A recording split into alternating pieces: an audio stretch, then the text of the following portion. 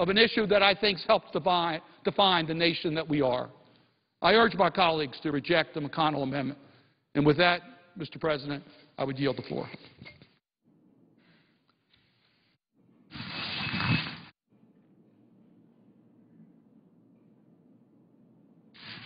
Mr. President. Senior Senator from West Virginia.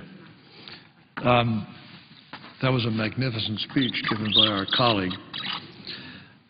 Mr. President, for the information of all senators, there will be no roll call votes this evening. I will continue to work with my ranking member, Senator Hutchinson, and the leadership on both sides of the aisle on an agreement to dispose of the pending amendments tomorrow. Actually, it's on the FAA bill. Remember that? We sort of started out the day doing that. Very important bill, as Senator from Maryland pointed out. I ask unanimous consent there be debate only on the FAA authorization bill for the remainder of the evening. Without objection.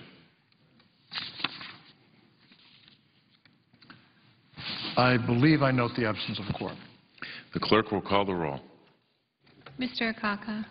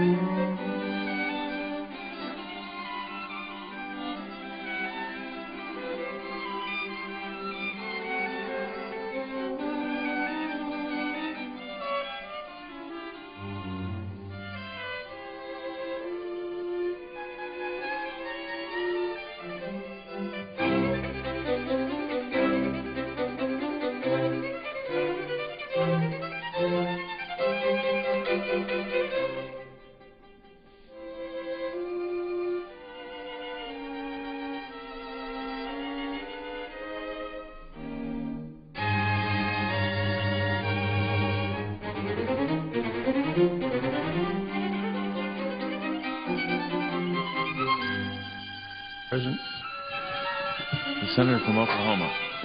Thank you, Mr. President. I would ask that the quorum call be dispensed with. Without objection. I've come to the floor today to talk about the amendment that Senator McConnell brought forward in terms of repealing the health care bill. And I'm probably going to approach this different than a lot of my colleagues have. I don't doubt that the intent of what was passed a year ago, last December, was well-intentioned with the thought of really solving health care problems in this country.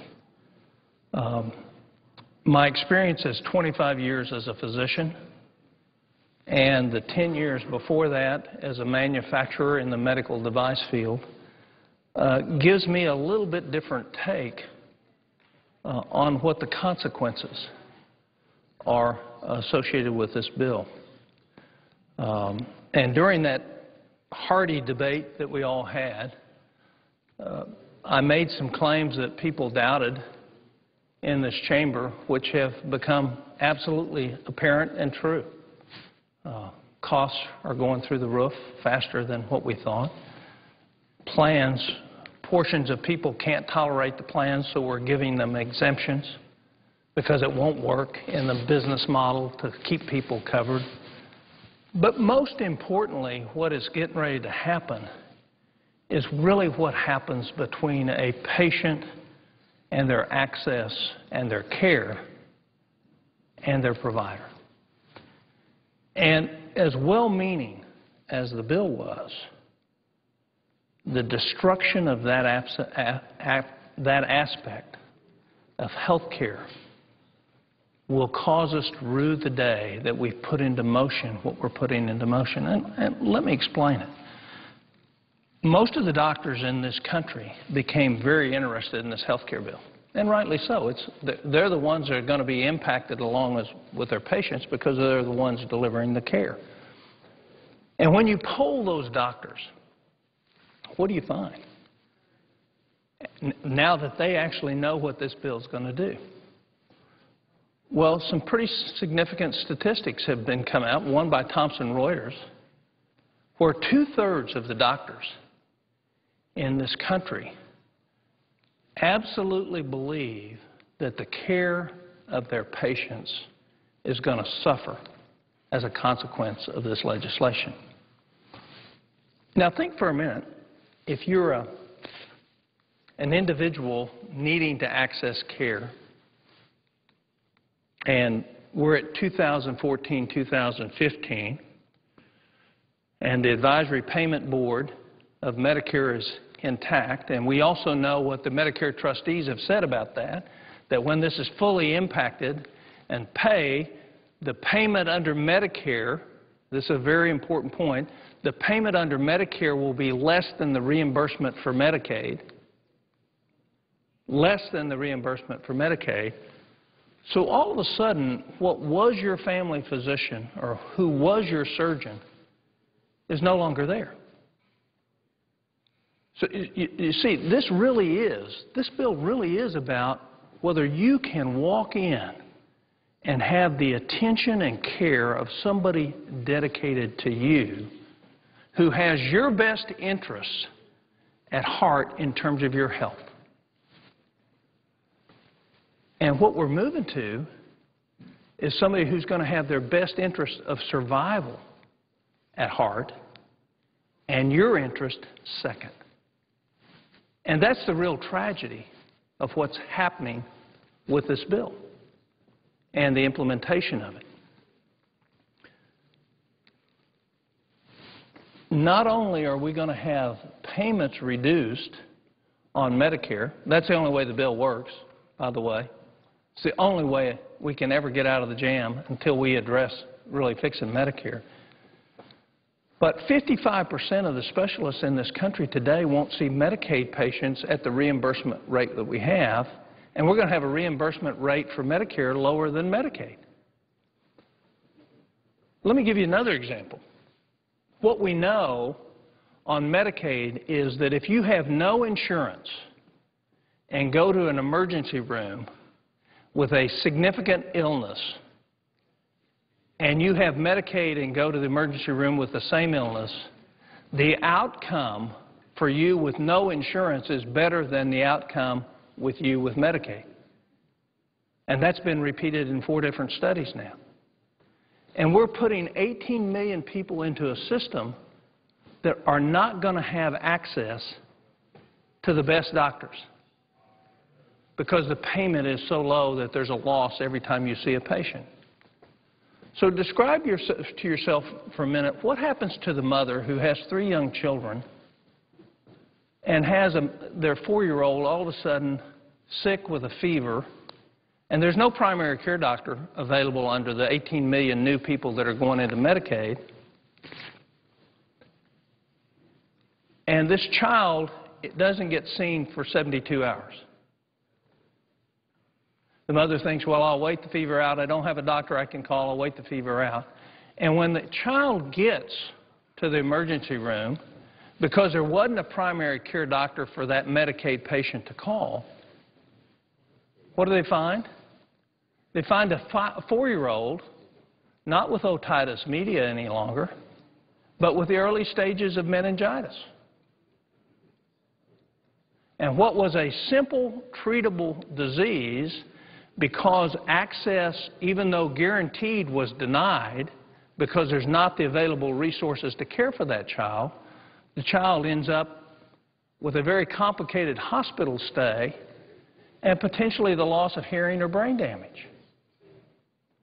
Those are the real consequences of what we're talking about as we put 18 million people into a Medicaid system.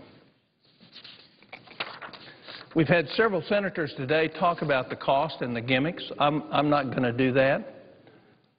But I want to talk about the real issues. And the one place that we failed in health care is we didn't fix the real problem. The real problem is everybody's health care costs too much. And we didn't ask the right question. How do you drive costs down? And even when you go through all the numbers that have been given by CBO, Medicare trustees, Medicaid trustees, and outside studies, what we know is what we didn't do is we didn't drive any costs down. In fact, in short term, we've actually driven costs up. So how do we do that? The way we do that is put some responsibility on both the physician and the purchaser of health care for the costs. And it's human nature. You know, if I gave you an insurance card for your groceries, and once your deductible was met, all you had to pay was 20% of that from then on out, your diet would products that you buy. That's all our human nature. And what we fail to do is to address the real cost drivers. And that cost driver is there's no connection with my purchasing of health care with actual payment of health care. Now, how do we know if we connect it, it works? Go to any place in the country that has Amish folks. They don't have health insurance. None of them. They don't buy health insurance. But what do? They are grand consumers and very discretionary consumers of health care, because they come forward and they want to know what they're getting and what it costs before they buy it. Every time. I've delivered over 500 Amish babies, and there was not one time that I wasn't asked at the time that the patient came to see me, what's the price for this? Will you take a cash payment up front to where I can buy it for cheaper? Are there some other places where I can get the test done? Every test that I would order, I would be questioned on whether or not they absolutely needed to have the test. They were discretionary purchasers and very sharp in their discretion on how they bought health care. So consequently, their cost for the same thing was 40% less than somebody who walked in with insurance. And so we've totally missed this connection of market forces allocating scarce resources by making discerning consumers out of the purchasers of health care. We've gone exactly the other way. We've taken people who are 133% of poverty and said, you're going into Medicaid. And by the way, you can't buy a private insurance even if you want to. You have to be in Medicaid, a far substandard health care system. All the studies show the outcomes are poor, even after you equate for social disparities. We're going to put $18 million into that program, and we're going to have a shortage of over 100,000 primary care doctors in this country in the next 10 years. So who's going to see them? Let me give you another example. Happened this weekend. A patient, 90 years of age, severely bent over from kyphoscoliosis, bad aging and kyphoscoliosis, is running a fever and can't breathe well. She goes to the ER. She had seen a physician on Friday. She had a chest x-ray, no pneumonia showed.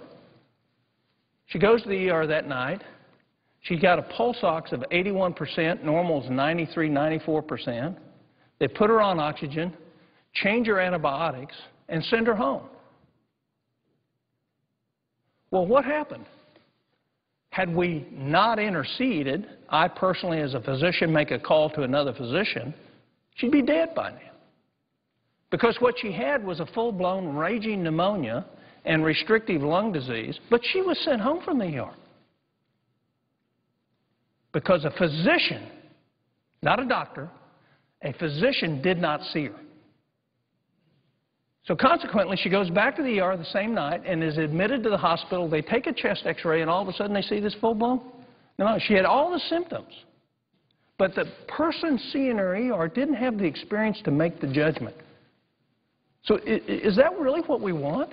We want substandard care so somebody can go home and die versus coming to the hospital. And today, she's 200% better. She's eating.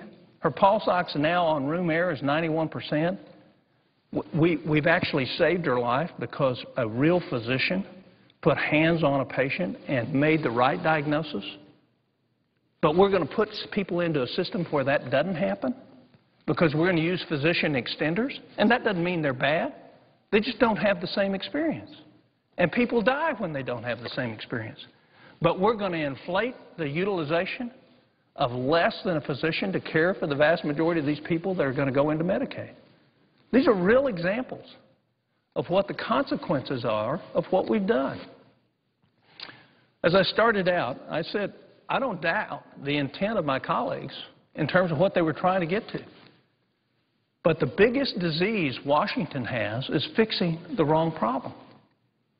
We have expanded under this health care bill access. But access doesn't mean you're going to get care. And when you add 18 million people to the Medicaid rolls, let alone what's going to happen to the states, ultimately, with a cost on the maintenance of effort where they have a Medicaid now and we're going to go to 133%, what you've done is put the states in a pinch. And they're in a pinch already. And my question to my colleagues is, where are the things that drive the cost down? Where's the discerning consumerism that allocates scarce resources in the most effective way in this bill? It's not there. Nowhere. Is it there? Now, what is there? What is there is a tremendous amount of new taxes, $52 billion over 10 years on employers who fail to comply with the insurance mandate, 40% excise tax on high-cost health plans, $32 billion, ban on purchase of over-the-counter drugs from somebody's health savings account, $5 billion, increased Medicare tax on wages on small business of 0.9%, and a 3.8% surtax on investment income, that's $210 billion. Increase from 7.5% to 10% of income, the threshold after which you can make a medical deduction. $2,500 annual cap on your flexible spending account contributions. And I'll go through this and through this. The point is we're increasing by $2.6 trillion after this thing's fully in play, spending on health care. And it's been discussed on floor, the gimmickry in terms of the counting, the problems associated with that.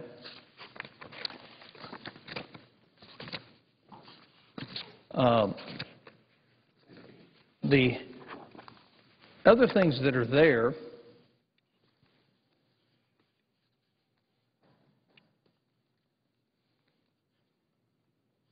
one of the things that's there that concerns me as a physician, getting back to talking about patients, is cost comparative effectiveness.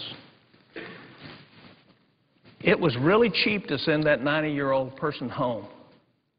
There was an ER visit, a little bit of oxygen, a change in antibiotics. That was really cheap. Comparative effectiveness would have said, oh, that's okay, except she would have been dead in 24 hours. So every physician who is maintaining their license or their specialty certification studies comparative effectiveness every day. They read it in the journals. They do it to get recertified. They know the comparative effectiveness. What they don't know is what we're going to mandate what they will do. What is the cheapest? Not what is the best, what is the cheapest? Well, I would tell you, if you look at heart disease in our country, if you look at cancer cure rates in our country, if you look at recovery rates from massively serious illnesses in our country, from both trauma and otherwise, what you'll see is the highest rate in the world of recovery. We have the highest 5-year survival rate on almost every cancer, by 20 or 30% over every other system in the world. Do we really want to put that away? Well, in 2003, I was diagnosed with colon cancer. Had metastatic colon cancer. I'm so thankful for the healthcare system that we had, that generated new devices, that incentivized great care. And after a major surgery where half of my colon was taken out and a radical lymphadenectomy was carried out, and 6 months of chemotherapy, I stand before you today, 7 years after that, alive. And I want to tell you, had I been in England or Canada, my cure rate would have been about 35%. You know what it is in this country for somebody with metastatic colon cancer? It's nearly 70%. Now, what created that? What gave us the technology to do that? Is because we looked at the best clinical effectiveness, not the best price. We said, how do we best and most effectively get an outcome of cure? This bill goes the other way. This bill is going to mandate from Washington what your doctor can do for you. And it's also going to mandate from Washington what price your doctor will be paid. And there's no question that according to the trustees for Medicare, for us to maintain what has been put in this bill, Medicare reimbursement rates will fall below Medicaid rates. So do we really want that to happen? And I would tell you, for those in my condition, those people who are diagnosed today with colon cancer, you don't want that to happen. Now, how do we get the cost down? There's no question there's tons of waste in our healthcare field. And we've not attacked in the way we should attack. And I can speak as a practicing physician that I wasted money caring for people because I didn't concentrate on that individual because that individual wasn't paying the bill. Some nebulous insurance company was paying the bill. Some government program was paying the bill. But when somebody like an Amish patient looks you in the face and you know that what you spend of their hard-earned money is going to come directly out of their pocket, all of a sudden the other obligation of a physician jumps up. How do I do this in the most efficient and effective way that still gives the best outcome? And we've totally missed that. The most personal of all interchanges between humans, besides those within a family, are between patients and their physicians. And we're going to interrupt that. We're going to undermine it. And we're going to undermine it because somebody from Washington is going to be looking. Did you do it the way we said to do it, doctor? Now, what is the doctor's oath? Is it to do what Medicare says? Or is it to do what's in the best interest of the patient? And that's the rub. That's where we're going with this program. And so what we're going to have is, first of all, we're going to have tens of thousands of physicians retire over age 55. Our best, most experienced physicians, they're leaving. They're not going to play this game. And then we're going to give physician extenders the role as primary care. Very good in what their limited knowledge will give them, but not anywhere comparison to 8 years of full medical training, including residency. They have 2 years. 2 years. And then we're going to treat all those? What do you think the cost of that's going to be in terms of lost lives, in terms of delayed diagnosis? Delayed care is denied care. What good is it if I have Medicaid and I can't see a doctor? So the problems are very real with this bill. And I don't say that as a fiscal hawk. I want to fix health care, and I want to drive the cost down. And we can drive the cost down $300 or $400 billion a year. Thomson Reuters did a study. I talked about it in our debate last year. The fact is we know that over $580 billion a year is blown in health care. That's enough to cut everybody's health care costs 20% in this country. But we didn't address any of those issues. Not one of the issues that Thomson Reuters has brought up that said, here's what's wrong, here's why health care is more expensive. We didn't address those in the health care bill that was passed. And yet we wonder why we're out here wanting to change this bill. It's not so we can say you did it wrong, ha, ha, ha.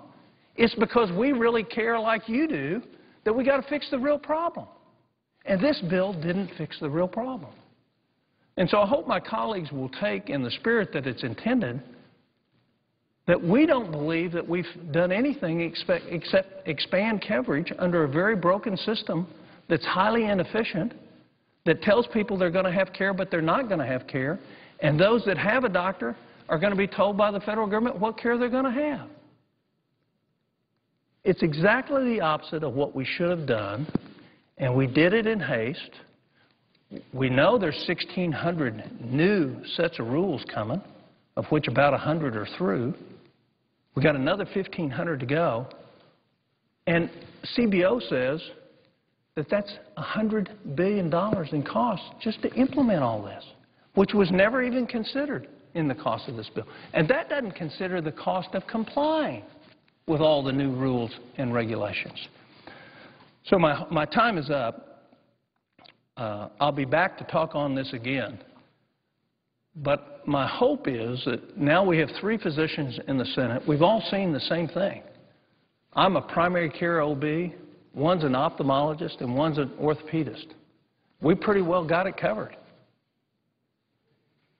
And what we've done is not going to work. We're going to be sorry we did it. But you know who's going to be the most unfortunate receivers of this? Is the people who think they have care who don't. The people who get seen by less than qualified individuals for the care that they need, and we're going to pay twice what it should cost for it. I yield the floor. Mr. President. The senator from Alabama. Mr. President, I ask unanimous consent that I may proceed as if in morning business for 10 minutes. Without objection.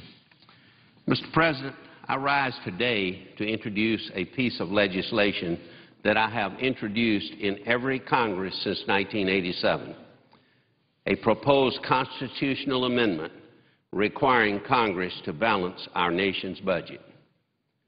This bill has bipartisan support and will allow us to finally begin, Mr. President, to get our fiscal house in order. A balanced budget amendment to the Constitution, I believe, is the only certain mechanism that will break the cycle of deficit spending. I believe, Mr. President, that we must ensure that the government does not continue to saddle our children and our grandchildren with the current generation's debt. Essentially, this amendment that I've proposed requires that the United States not spend more money than it receives in revenue except in times of war or when suspended by a vote of 3/5 of both houses of Congress. Mr. President, this bill that we propose will provide financial stability to our nation.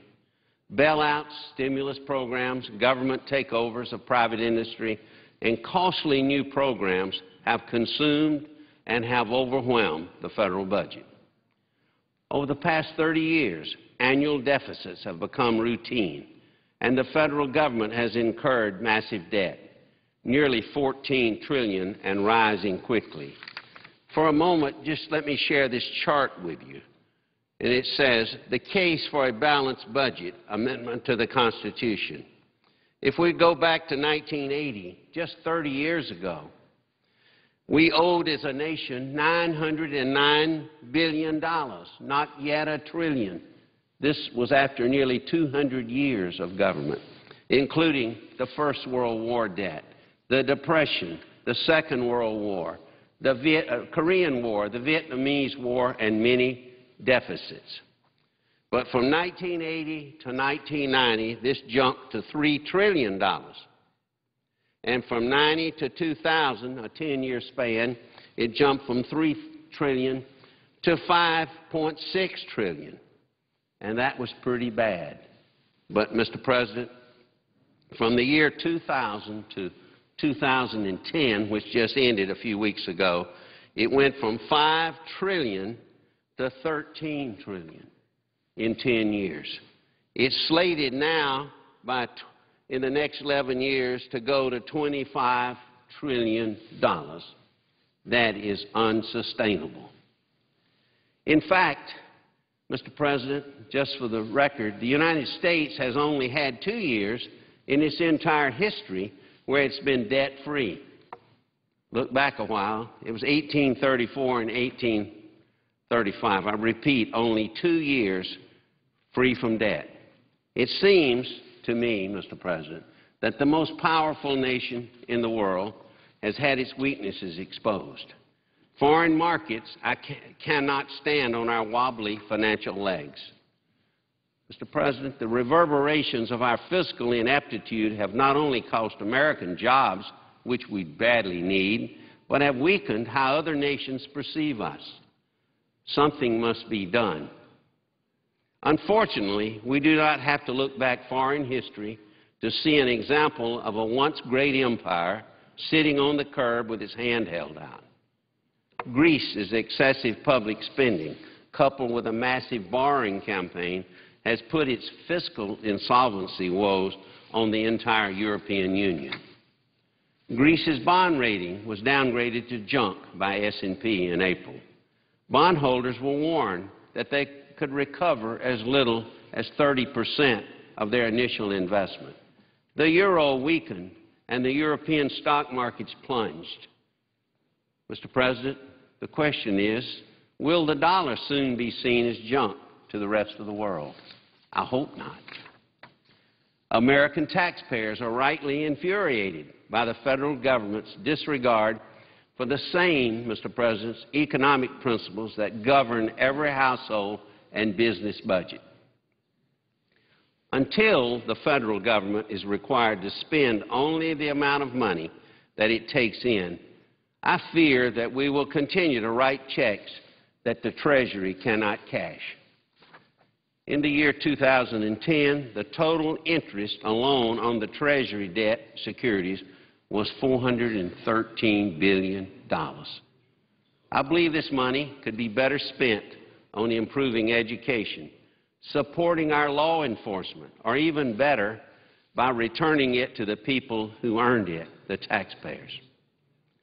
Mr. President, we hear on a daily basis the rhetoric about tough choices, sacrifice, and austerity. What we need to hear more about, I think, is basic mathematics when we're talking about the budget. A balanced budget amendment to the Constitution is the solution, I believe, to a perpetual problem that we do not have the political will to fix. It will finally put our nation on a path to paying off our national debt. The adoption of an amendment that would require the federal government to do what every American already has to do, balance its checkbook, is exactly what this country needs to prove that Washington is serious about accomplishing this feat. A balanced budget amendment is simply a promise to the American people that the government will spend their hard-earned tax dollars responsibly. Some opponents of a balanced budget amendment state it's a drastic measure, not necessary at this time. They are also correct that it is bold, but I believe it is also necessary. I have introduced this legislation, as I said, in every Congress since 1987. But if not now, Mr. President, when? I yield the floor. Senator from Colorado. Mr. President, I'm proud to join my colleague, Senior Senator from Alabama, in introducing legislation today that would amend the United States Constitution to require a balanced budget. The idea of requiring a balanced federal budget seems like common sense to most Americans. American families have to balance their own checkbooks, and especially in these hard times, they're wondering why the federal government doesn't have to do the same. In fact, the United States has only balanced its budget 5 times in the last 50 years, and we heard the senator from Alabama point out that the federal budget's operated at an even balance only twice in our history. Mr. President, the budgets of nations are not the same as family budgets. And since the Great Depression of the 30s, we've known that national emergencies sometimes require deficit spending. But we're fast approaching a tipping point where our debt threatens this economic orthodoxy. We're approaching a tipping point where an unprecedented level of debt and our institutional failure to address it risks our national security. We need to take action now to turn around our fiscal situation. By restoring responsible spending through a reasonable balanced budget amendment, we can begin climbing out of our economic hole. And perhaps just as importantly, this amendment would send a strong signal to the financial markets, U.S. businesses, and the American people that we are serious about stabilizing our economy for the long term. That is a signal, I believe, that we need to send now. Now, before going further, I want to recognize the obvious, that there are a wide range of strong opinions about the wisdom of adding a balanced budget amendment to our U.S. Constitution. Tinkering with the Constitution is not something that any of us takes lightly, and this amendment is certainly no exception. I myself have had doubts in the past about similar legislation. During the Clinton years, our government ran a surplus, and there was no pressing need for such a requirement. And when we started running deficits again, part of me hoped that we could use other tools at our disposal to get our nation back on a financially sound path. Additionally, members of my party raised and continue to raise credible arguments about why a balanced budget amendment could actually hurt our economy in some circumstances. Some of them believe that it's nothing more than a rhetorical tool designed only to make a political statement and move us inevitably towards smaller government. I would say, Mr. President, the recent history of the balanced budget amendment is a partisan one. Of the 5 different proposals that were introduced last Congress, none had a Democratic co-sponsor, largely because of, in my opinion, extraneous provisions that manipulated the budget in one way or another to protect favored tax breaks or certain kinds of spending. However, if you take a longer view into the past, it was actually progressive Democratic Senator Paul Simon, who I think the senator from Alabama served with, along with our own Senator Hatch of Utah, who led the balanced budget amendment effort that came closest to passage in 1995. They knew that if we balanced our federal budget, we would be better able to make more intelligent choices about our spending rather than spending billions on debt service, and we would actually see family incomes rise. Today, the dilemma we face as a result of our debt is even more extreme, and that is why I'm co-sponsoring this resolution. Our government debt, as Senator Shelby pointed out, is now over $14 trillion. That's $45,300 for every person in this country. If we don't put limits on how we spend money, the question we face isn't whether we can make intelligent choices, it's whether we'll be able to afford any of the programs we value at all. Programs that we need to help propel the middle class and small businesses over the longer term. And what's at stake isn't just family income. It's our nation's ability to continue to lead in the global economic race. The co-chairman of President Obama's bipartisan commission on reducing the debt called our debt a cancer that's eating away at our economic health. And that's a point I wish President Obama had made in his State of the Union address last week when he spoke about some of the investments that America needs to make to spur innovation and economic growth: education, clean energy, and infrastructure, to name a few. He's right that without targeted investments to help hardworking Americans and businesses, the United States will be relegated to second-class status. We won't be able to compete with countries around the world. We won't be able to grow jobs here in America. We won't be able to unleash our innovative spirit. And we won't be able to give our children and grandchildren their shot at the American dream. Mr. President, I've also come to the conclusion that unless we also put constraints on spending, Congress simply lacks the political will to make the extremely difficult decisions that will lead us out of the dire fiscal situation in which we find our nation. I've been fighting for many years for smart budgeting tools. I know the presiding officer has as well, including pay-as-you-go budgeting, a line-item veto, and a ban on earmarks, which would help reduce waste and rein in federal spending. I'm also working with a group of bipartisan senators trying to make sure the recommendations by the President's Fiscal Commission can get an up or a down vote here in Congress. A balanced budget amendment is one more important tool that we need. Let me just say a few words about the legislation itself.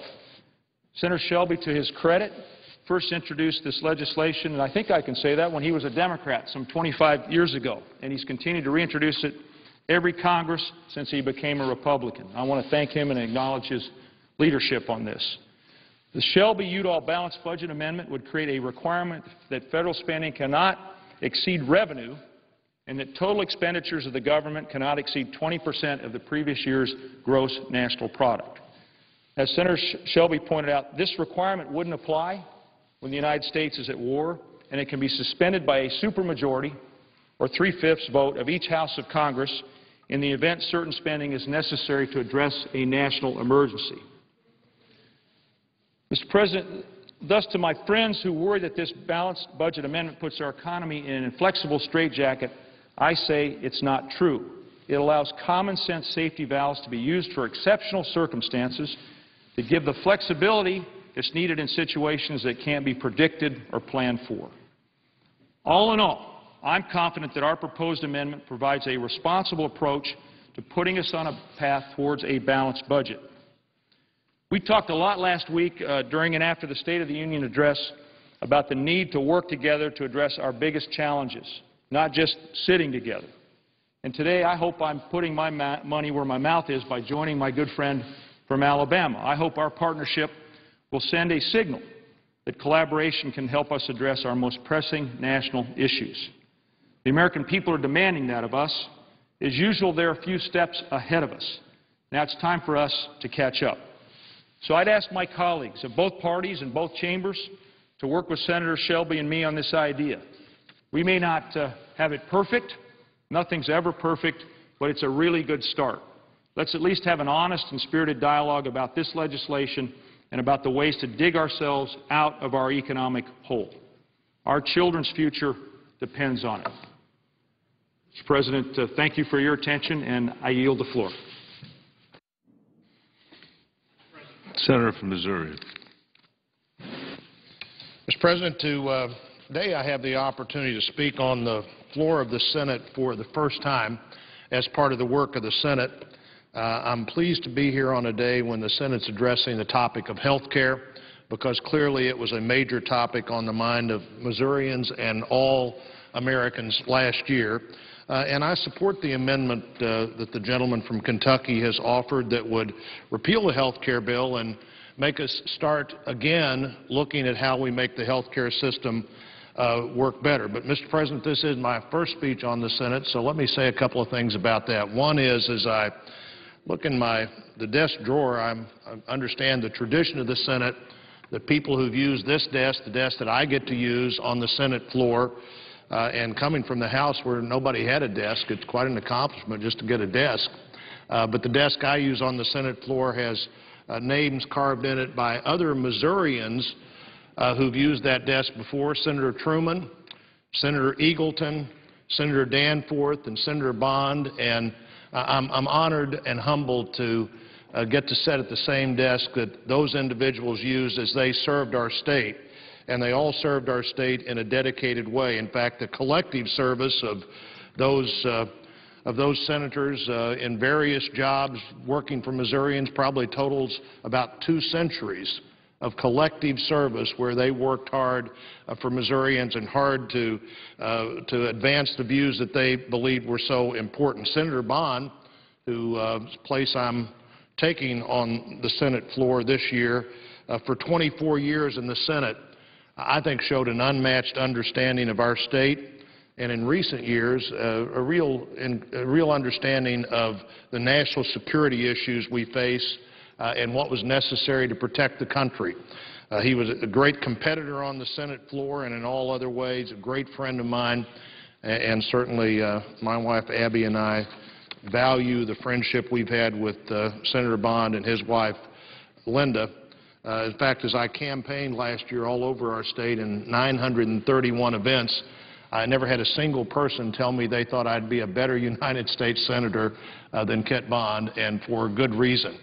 But I'm here today thinking about those events all over our state last year. At first, I was surprised, having campaigned in Missouri before, I was surprised at the level of engagement on the domestic issues that the country was facing. I truthfully had never seen anything like it, where people were ready to talk about the specifics.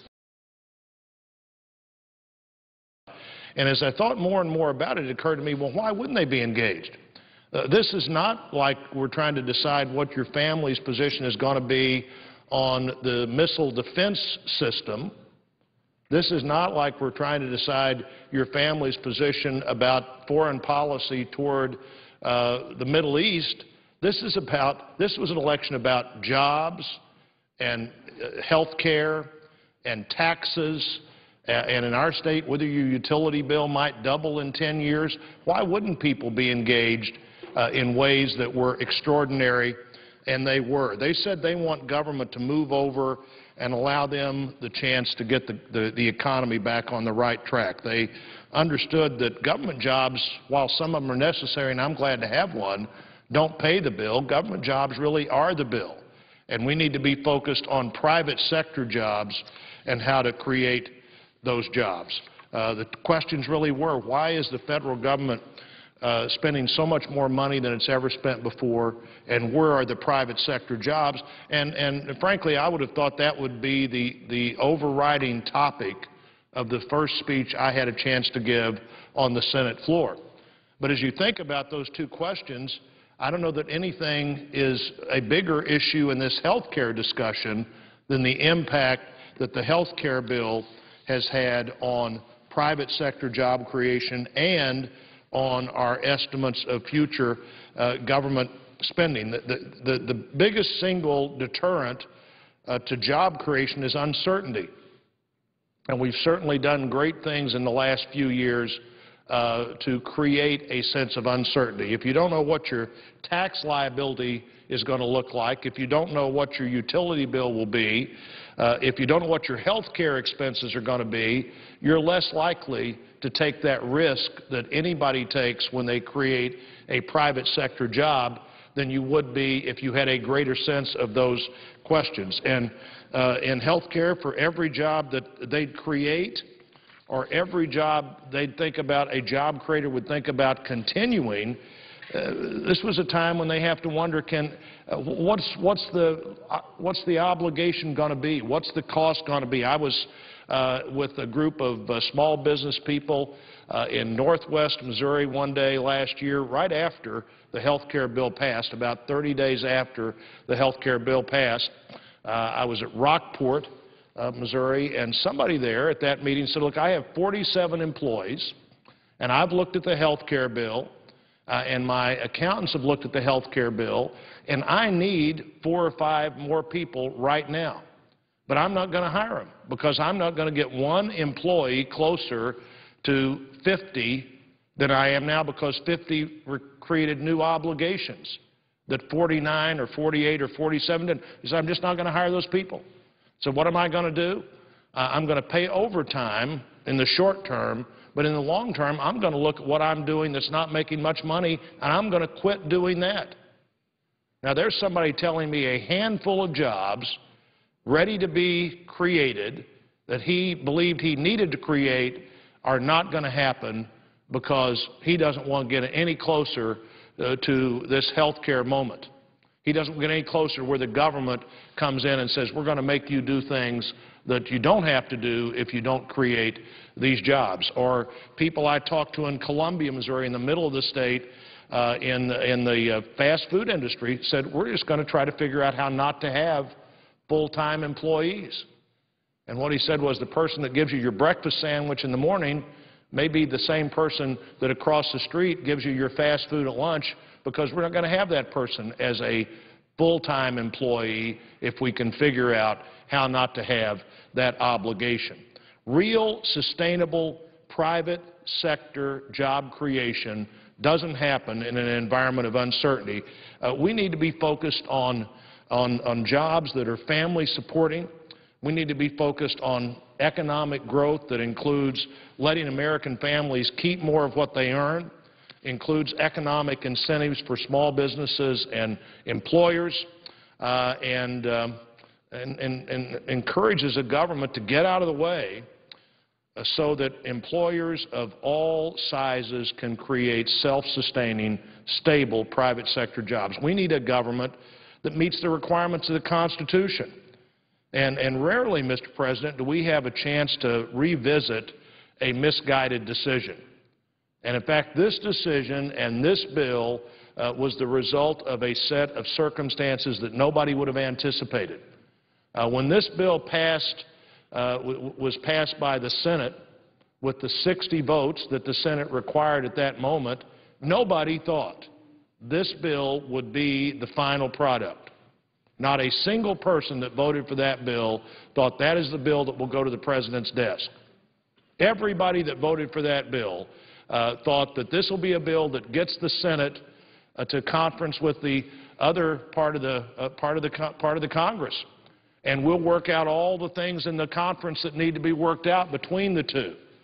But what happened was that suddenly the 60 votes that passed that bill weren't there anymore, and so that becomes the only thing that can become law. And you know, the plan that the leader, that the Republican leader, the minority leader advances lets us go back and revisit this discussion and do this the right way.